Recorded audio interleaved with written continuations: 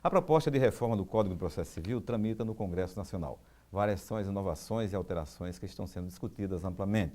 Quem está conosco para falar sobre o tema é o juiz de trabalho, professor da UFRN, doutor pela PUC São Paulo, Bento Herculano Duarte Neto, que também é membro do Instituto Brasileiro de Direito Processual. Doutor Bento, juiz de trabalho, uma satisfação recebê-lo aqui no programa Justiça e Trabalho. A satisfação é nossa. Doutor Bento, numa leitura geral, como é que nós poderíamos historiar esse processo todo dessa proposta de reforma? Na verdade necessária essa reforma do CPC? Olha, Manassés, eu tenho uma postura muito crítica em relação ao evento de um novo CPC. Por quê? Porque o código vigente é de 1973. Então, como qualquer construção com 40 anos de uso, ela precisa de uma manutenção e, eventualmente, de reformas. Mas, ao longo dos últimos anos, dos últimos 20 anos, têm sido realizadas reformas pontuais e algumas até de um porte maior, de grande cuidado técnico. Então é aquela história, depois dessas reformas, o Código de 73, que está em vigor, ele já estava com uma feição aperfeiçoada em relação à sua versão originária, então, na minha opinião, não era o caso. Ou seja, ele já sofreu algumas alterações. Várias. Em 94, por exemplo, houve uma reforma bastante extensa, então havia reformas de porte médio até de porte elevado, além de algumas meramente pontuais.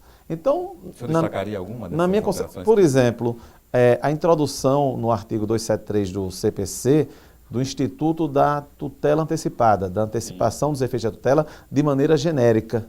Então, veio essa modificação. Ou então, a possibilidade do juiz de segundo grau ou de instância especial em tribunal, ele monocraticamente ou dar provimento ou negar seguimento a um recurso.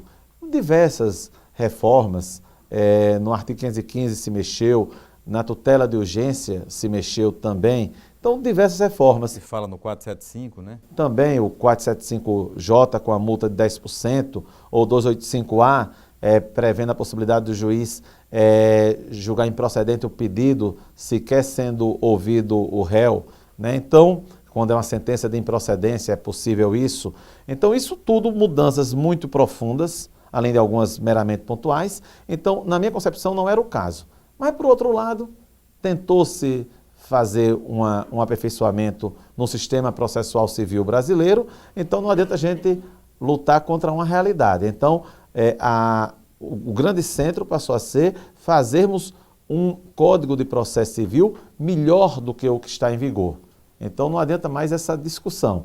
Agora é como ser um código melhor. Isso é que é relevante. Na verdade, por que reformar o Código de Processo Civil agora? Qual é o objetivo, qual é o pano de fundo dessa história? Olha, o nosso Código de Processo, ele é um código que veio de uma influência de um certo formalismo, né?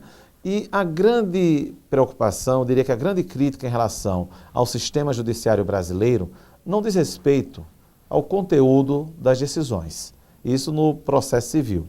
A grande crítica da população, da sociedade, diz respeito à famosa morosidade da justiça. Então, nós temos um código que não conduz a uma maior rapidez na prestação jurisdicional e um código que, às vezes, ele é ilógico. É um sistema que, em muitos momentos, ele é rigoroso no formalismo e poderíamos avançar tudo em volta de uma justiça mais simples e, consequentemente, mais econômica e mais rápida, que é o que a população quer, o que a sociedade reclama.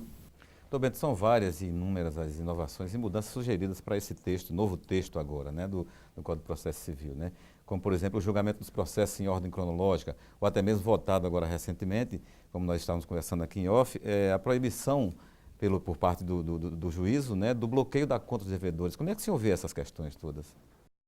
O Código teve o amparo de especialistas, pessoas que conhecem o processo, como o professor Fred Didier, professor Cássio Scarpinella, pessoas que conhecem, e tentaram fazer um código que realmente ele avançasse e não que houvesse um retrocesso.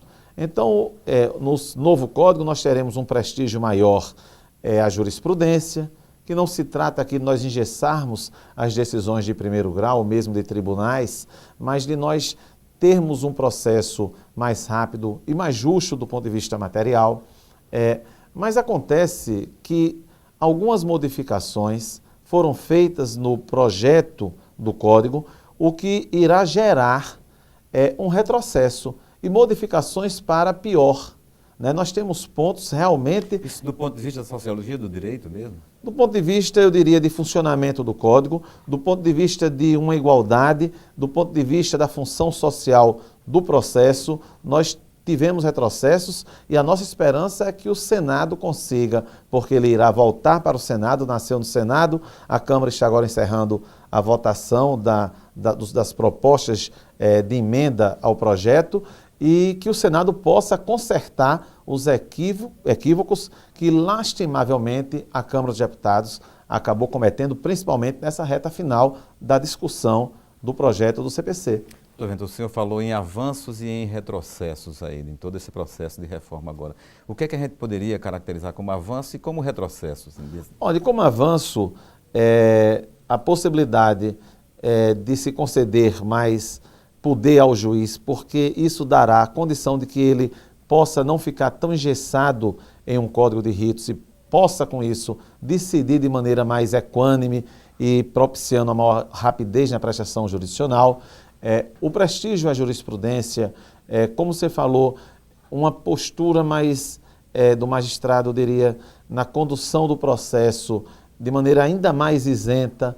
Nós tivemos avanços, tentou-se otimizar o sistema recursal, nós temos recursos às vezes sem nenhum sentido, isso está sendo consertado, mas dentre o que eu chamaria de retrocesso, nós tivemos na semana passada e ontem 2 aprovações de alterações lastimáveis. A questão dos honorários do advogado público, dos advogados públicos e principalmente a proibição de bloqueio de contas de devedores em caráter liminar, que é uma coisa lastimável isso. Os honorários dos advogados públicos é um dos pontos mais discutidos dessa reforma, foi um dos pontos mais polêmicos, ou seja, atualmente nas causas em que a União é vencedora, os honorários são incorporados ao orçamento público do governo federal, né? Os advogados da União acham que o pagamento é possível. Como é que se discute essa questão? Isso não vai favorecer apenas os advogados públicos da União, em todas as esferas. Eu assisti uma sessão da Câmara onde teve um parlamentar que disse uma coisa fantástica, porque com o lobby da advocacia pública no Congresso Nacional, algumas pessoas comprometidas com esse lobby, que até certo modo é legítimo, e esse parlamentar disse assim, é uma pena que uma coisa tão importante para o país, o ponto principal está sendo a discussão a respeito de honorários.